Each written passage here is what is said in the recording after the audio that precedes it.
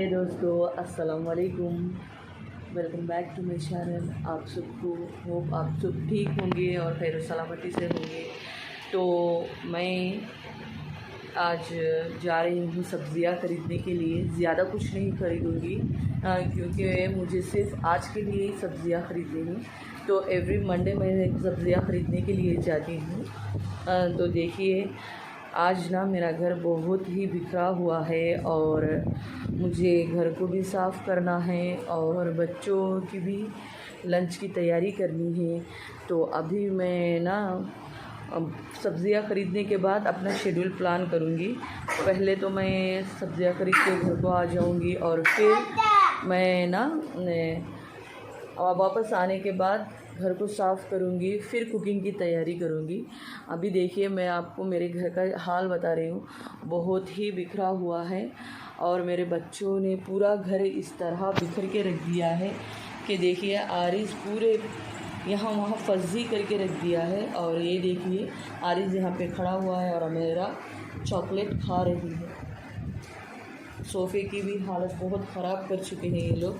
तो चलिए, मैं आज आपको बताती हूँ कि मैं कहाँ से सब्ज़ियाँ ख़रीदती हूँ।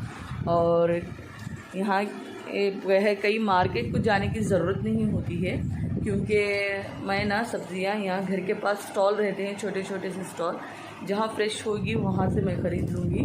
तो थोड़ी सी है ना, तो कोई भी टेंशन लेने की ज़रूरत नहीं। बात यह है कि बाहर बहुत ज़्यादा गर्मी है और धूप तो इतनी तेज़ से चल रही है कि क्या बताऊँ। तो चलिए, मैं आज आपको दिखाती हूँ कि मैं कहाँ से सब्ज़ियाँ खरीदती हूँ। मिलते हैं सब्ज़ी के स्टॉल पर। Guys, welcome back. तो मैं बाय वॉक जा रही हूँ। देखिए कितनी ज़्यादा तेज़ धूप है। तो मैं अभी यहाँ पे सब्ज़ियाँ खरीदने के लिए आई हूँ। बहुत सारे लोग हैं यहाँ पे। इतना बड़ा सा दरख्त है ना कि थोड़ा ठंडा रहता है, इसलिए मैं यहाँ से सब्ज़ियाँ खरीदती हूँ। आपको तो यहाँ पे तेलुगु स्लैंग यूज़ करना पड़ेगा। तो देखिए, मैं थोड़ा स्लो से बात करेंगी क्योंकि इन लोगों को पता नहीं है। तो यहाँ से मैं सब्ज़ियाँ खरीदती हूँ सारी। तो एवरीडे ये मेरा रूटीन ब्लॉग होता है। इनके पास से ही सब्ज़ियाँ खरीदती हूँ। तो अभी मैं ना इनको तेलुगु में ही पूछने वाली हूँ कि क्या चाहिए मुझे। కొబ్బరి ఉందా? కొత్తిమీర ఇవ్వండి. కొబ్బరి 3 ముక్కలు ఇవ్వండి. కొత్తిమీర ఇవ్వండి.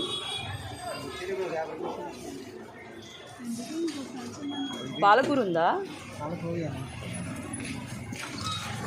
तो सिर्फ छोटा सा ही लिस्ट है मैंने यहाँ पे। तो मैंने इनको तेलुगु में आस्क किया हुआ है कि क्या कोकोनट है या कोरिएंडर है।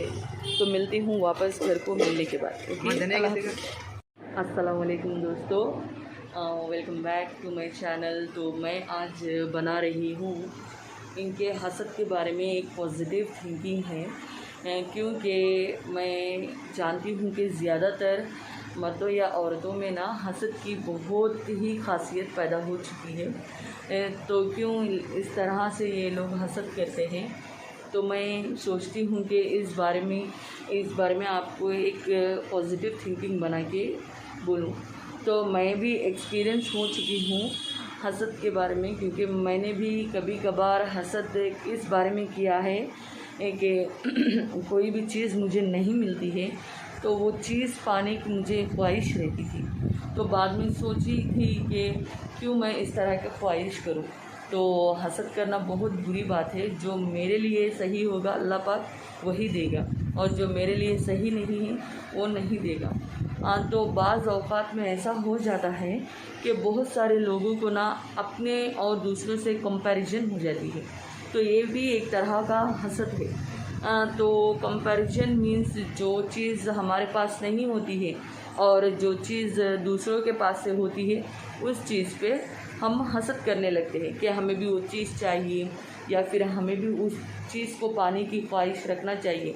तो ऐसा बिल्कुल भी मत कीजिए दोस्तों, क्योंकि अगर आपको पाने की ख्वाहिश है तो पहले आप सोच लीजिए कि वो चीज़ हमारे लिए सही है या बेहतर हो सकती भी है या नहीं। इस बात का आपको पूरी तरह से समझ होनी चाहिए। और जो बात मैं कहने जा रही हूँ कि कंपैरिजन अपने और जो भी बाजू में रहते हैं, जो भी बेहतर ज़िंदगी नवाजते हैं, उन लोगों से अपने आप को कंपैरिजन मत कीजिए। अल्लाह को पता है कि हमारी बेहतरी किस में है और हमें किस चीज़ की बेहतरीनियत चाहिए, तो अल्लाह पाक हमें वही अता देगा। तो ऐसा मत सोचिएगा कि हमारे पास ये चीज़ नहीं है। मसलन अब ऐसे सोचते हैं कि हमारे दोस्तों के पास ना ओन हाउस है और हमारे पास नहीं है, तो इस बात को लेके हम बहुत ज़्यादा अफसोस होने लगते हैं। तो अल्लाह के घर में देर है मगर अंधेर नहीं। थोड़ी इंतज़ार और थोड़ी मेहनत हमें भी करनी है। क्या पता हमें भी मिल जाए या ना मिले, तो इसमें भी हमारी भलाई सोचना चाहिए, क्योंकि अगर मिल जाएगा तो अल्लाह का शुक्र अदा, ना मिले तो भी अल्लाह का शुक्र अदा, क्योंकि जो चीज़ हमारे लिए बेहतर नहीं होती वो हमें नहीं मिलती है। और दूसरी बात यह है कि बहुत से ज़्यादातर ऐसे ख़वातून हैं जो अपने पास से जो चीज़ नहीं होती वो बाजू वाले के पास से लेकर उधार लेने लगते हैं। तो ऐसा भी मत कीजिएगा, उधार मत लीजिएगा और जो चीज़ लेते हैं उसे तोड़ फोड़ के भी ना दीजिएगा, ये बहुत बुरी बात है। तो कंपैरिजन मतलब हसद ऐसा होता है कि हमारे पास जो चीज़ नहीं होती है और बाजू वाले के पास होती है, का मसलन कि हमारे दोस्तों में या हमारी फैमिली मेम्बर्स के पास, तो हम थोड़ा हसद करने लगते हैं। इस तरह का हसद बिल्कुल भी हमारे लिए बहुत बुराई और गुनाहों में मुब्तला करने की एक वजह बन जाती है। तो गाइस आज मैं सोच रही थी और बोलना भी चाहती हूँ कि ज़्यादातर ना लोगों को एक गलतफहमी में जीने की आदत है। मसलन के जो चीज़ है उसमें ना खुश होने के बजाय वो ज़्यादा सोच के खुश हो जाते हैं। जैसे कि मेरे पास डबल डोर का फ्रिज नहीं है, जैसे कि मेरे पास बड़ी टीवी नहीं है, तो इस बात के ना होने के बाद भी वो खुश हो जाते हैं, क्योंकि वो ये सोच के खुश होते हैं कि बाद में हम इसको खरीदेंगे। तो गाइस, ये टॉपिक के बीच में मैं एक बात कहना चाहती हूँ कि मेरी आवाज़ ना जब भी मैं वीडियोस बनाती हूँ थोड़ी स्लो जा रही है, आप लोगों को सुनाई भी नहीं दे रही है, ये मैंने ऑब्ज़र्व किया है। तो ये मास्क लगाने की वजह से ना मेरी आवाज़ बाहर तक आने में थोड़ी मुश्किल हो रही है। तो कोई बात नहीं, थोड़ा बेहतरीन आवाज़ में मैं आपको अपने पॉजिटिव थिंकिंग पेश करने की कोशिश करूँगी। तो आज का ये टॉपिक था हसद। और आप लोग ना जो बेहतर ज़िंदगी गुजारते हैं उन लोगों के देख के जलने के बजाय जो हमारे पास है उसे देख के खुश होना ही हमारे भलाई है।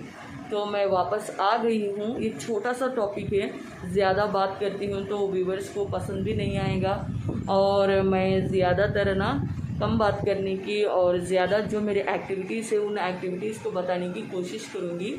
तो अभी मैं घर को वापस आ गई हूँ और इसके बाद ना मैं एक छोटा सा व्लॉग आपको शेयर करूँगी जो मेरा होम टूर है, क्योंकि मैं सब्ज़ी खरीदने जाने से पहले आपसे मेरा घर का जो फजी माहौल था मैंने आपसे शेयर किया है। तो वापस मिलती हूँ घर को क्लीन करने के बाद, एक गुड और एटमॉस्फेयर को ऑर्गेनाइज करने के बाद मैं आपसे मिलती हूँ। और देखिएगा ज़रूर, और मेरे चैनल को सब्सक्राइब कीजिए, लाइक कीजिए, शेयर कीजिए। नई हूँ, थोड़े थोड़े मिस्टेक्स हो जाते हैं, बट आई कॉन्फिडेंटली से विथ यू मैं अच्छे से अच्छे व्लॉग्स बनाने की पूरी कोशिश करूँगी। तो अभी ये रमज़ान का महीना है, तो अभी दोपहर के 1:30 हो चुके हैं। तो मैं चाहती हूँ कि अभी मुझे इबादत भी करना है और एक छोटा सा व्लॉग भी बनाना है।